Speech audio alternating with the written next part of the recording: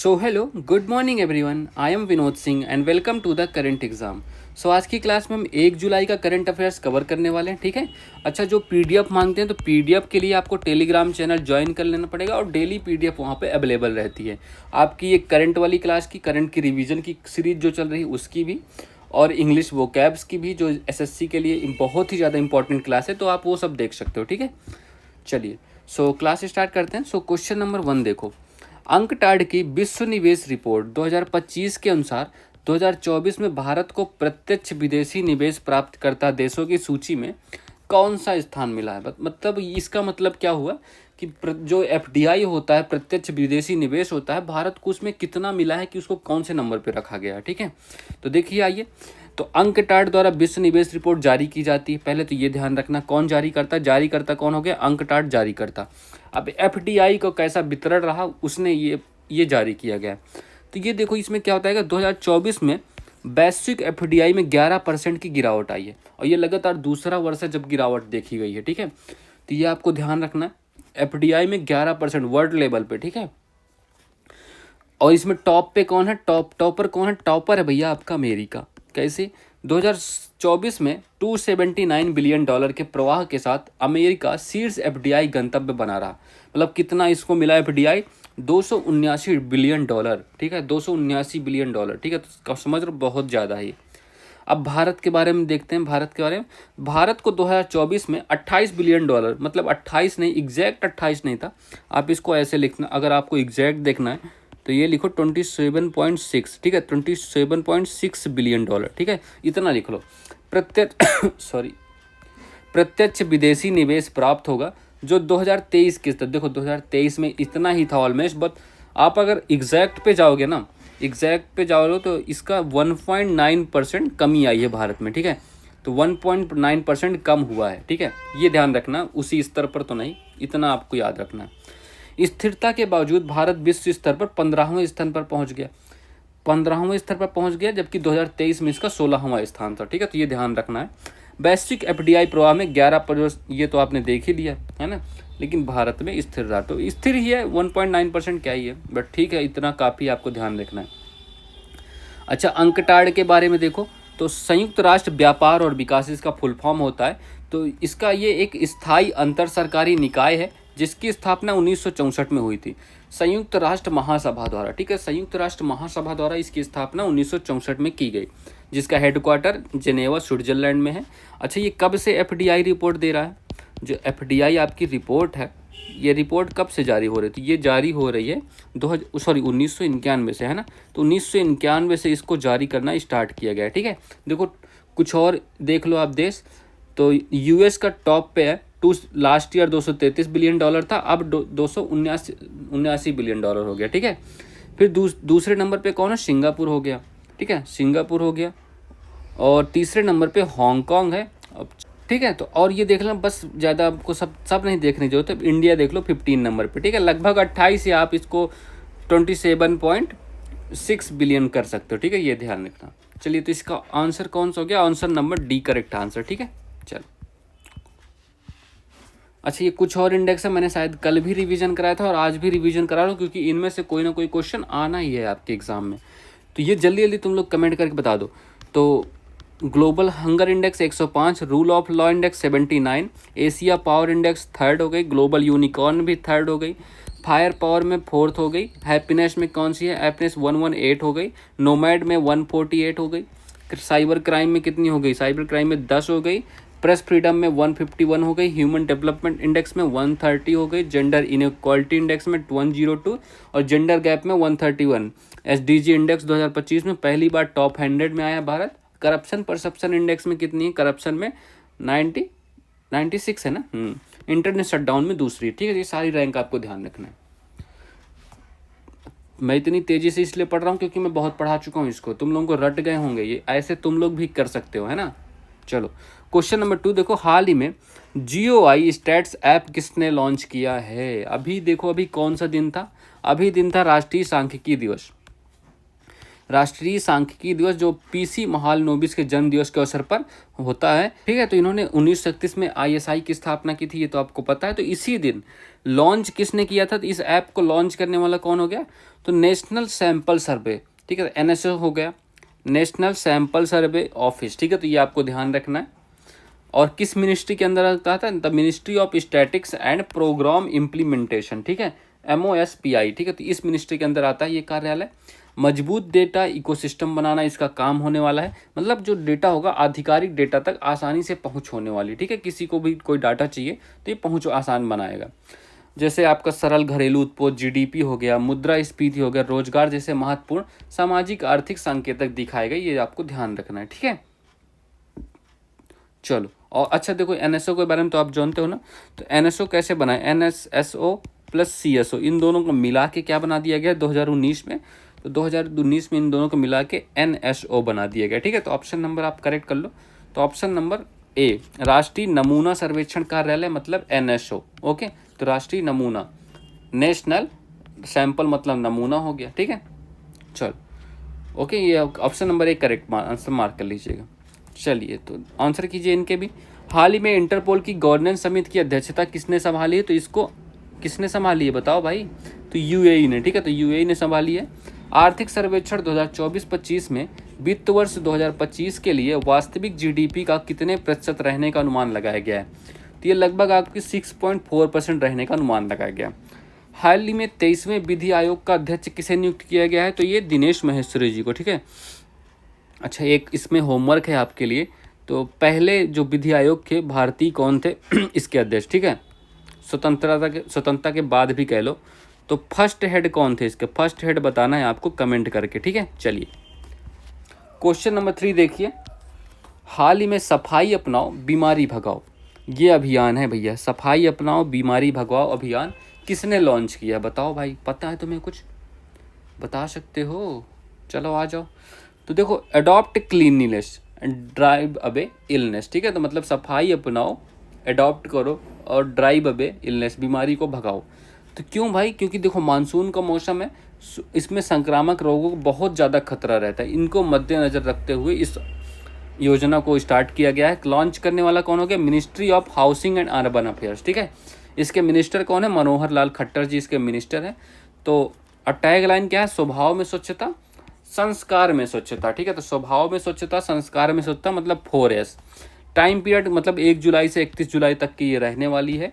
अच्छा, स्वच्छ भारत मिशन कब स्टार्ट हुआ था, तो ये लोग आप HW में आप होमवर्क है, आप कमेंट करो अपना आंसर, ठीक है। तो कमेंट करके बताओ आंसर। तो ऑप्शन नंबर कौन सा, आवास और शहरी मंत्रालय, option number A correct answer हो गया इसका, ठीक है। चलिए,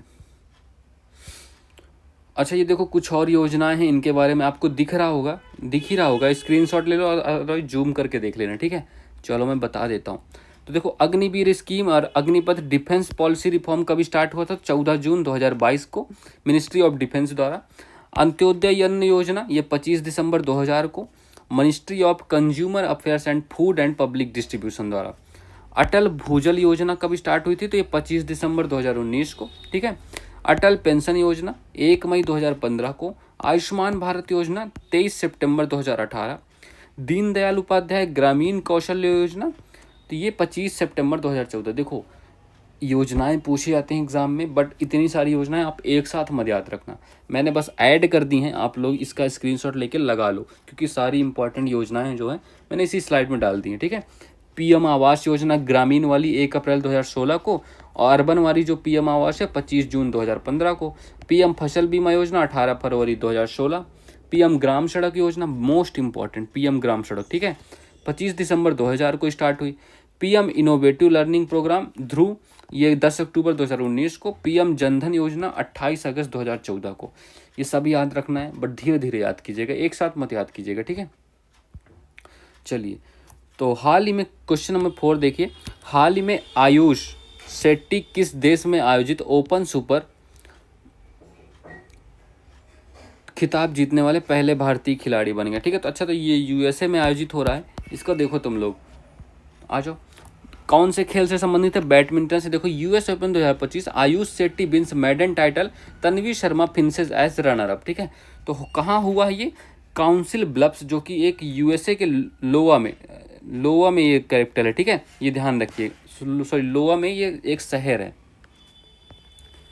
ठीक है, तो ये ध्यान रखिएगा। चलो, तो यूएसए में है। मेल में कौन जीत गए? आयुष शेट्टी, जो कि मंगलौर या कर्नाटक से आप लिख लेना, विजेता बने। उप विजेता इन्होंने ब्रायन को हराया, जो कनाडा से हैं, ठीक है। तो मैंगलोर इन्होंने मात्र 20 साल के हैं ये, मतलब यंगेस्ट हैं, ठीक है। और फीमेल में कौन जीता? फीमेल में जो भारत से थी वो तन्वी शर्मा उप विजेता बनी है, ये जीत नहीं पाई, ठीक है। तो ये इतना बस याद रखना, इसमें बस हो गया। तो option number C correct answer है, ये ध्यान रखिएगा।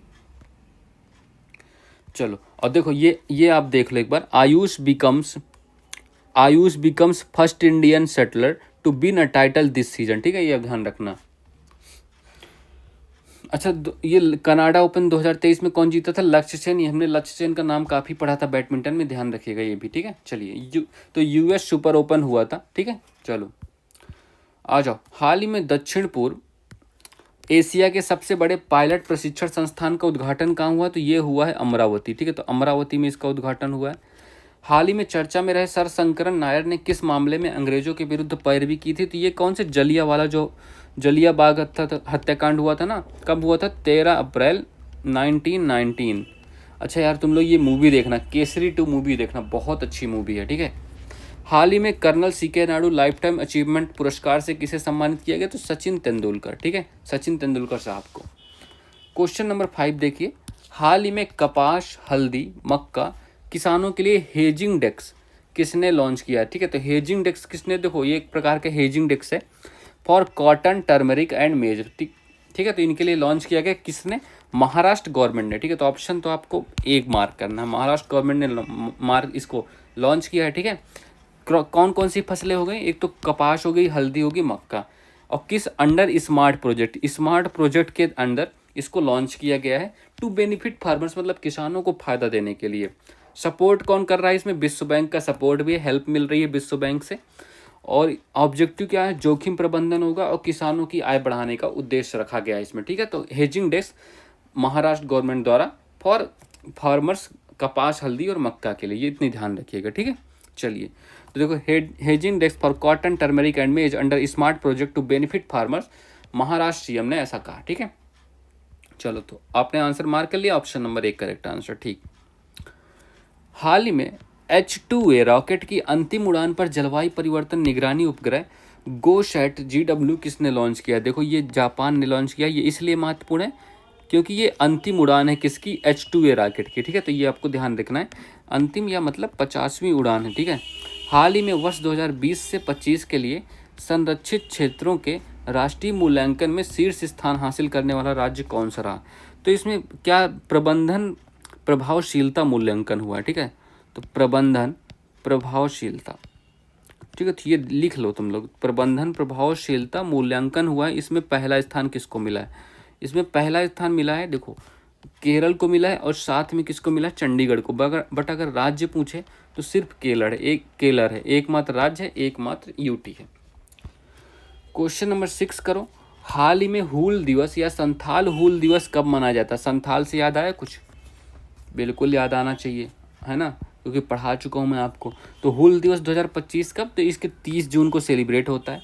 क्यों? क्योंकि 1855 के वीर संताल विद्रोह की याद में।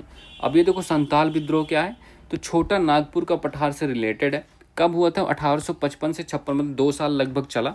प्रमुख नेता, ये मोस्ट इंपॉर्टेंट, ये पूछा गया था सीजीएल में 2024 में, सीजीएल में आया था ये क्वेश्चन, ठीक है, सीजीएल 2024 वाला। तो आदिवासी नेता सिद्धू और कान्हू, ठीक है, सिद्धू और कान्हू मुर्मू, ये इसके प्रमुख नेता थे। विद्रोह क्या था? ब्रिटिश ईस्ट इंडिया कंपनी का विद्रोह था। अच्छा, क्या हुआ था इसमें? क्या हुआ था? इन्होंने, अंग्रेजों ने क्या किया ना, इनको बुलाया था लगभग 1836 के अराउंड, या 1835 भी हो सकता है। तो यहाँ बुलाया था इनको कि आओ भाई, तुम लोग हमारे पास रहो, वहाँ क्या जंगलों में घूम रहे हो, हम तुम्हें ज़मीन देंगे, तुम्हें रोजगार देंगे, तुम्हारा खाना पीना सब हमारी व्यवस्था। ये बुला लिया इन लोग, ये आ गए। अब यहाँ पर ये अंग्रेज मुकर गए, ठीक है, अंग्रेजों ने मतलब इनका शोषण करना स्टार्ट कर दिया, देन इन्होंने कर दिया विद्रोह, ठीक है, समझ गए, ये मैटर था इनका। चलो, तो हाल ही में राजस्व खुफिया निदेशालय ने पाकिस्तानी मूल के सामानों के विरुद्ध कौन सा ऑपरेशन? देखो, पाकिस्तान का काफ़ी जो सामान है उनको बेचने के लिए गैर मतलब गैर कानूनी तरीके से भारत में आता रहता है। तो कौन सा ऑपरेशन चलाया गया इसी को रोकने के लिए? ऑपरेशन डीप मैनिफेस्ट, ठीक है। तो डीप मैनिफेस्ट ऑपरेशन चलाया गया। ये इनको रोकने के लिए लगभग हमने इन्होंने 9 करोड़ का सामान पकड़ा है पाकिस्तान का। समझ रहे हो कितना? तो पाकिस्तान का जो अवैध सामान को रोकने के लिए। हाल ही में जैन संत विद्यानंद की शताब्दी पर किसे धर्म चक्रवर्ती के रूप में सम्मानित किया गया है? ये तो पीएम मोदी साहब को, ठीक है। तो पीएम मोदी साहब को धर्म चक्रवर्ती का सम्मान मिला है, ठीक है। चलिए, so that's all for this class. Please like कीजिएगा, शेयर कीजिएगा और सब्सक्राइब करना मत भूलिएगा, ठीक है। चलिए, so all the best, have a good day and thank you every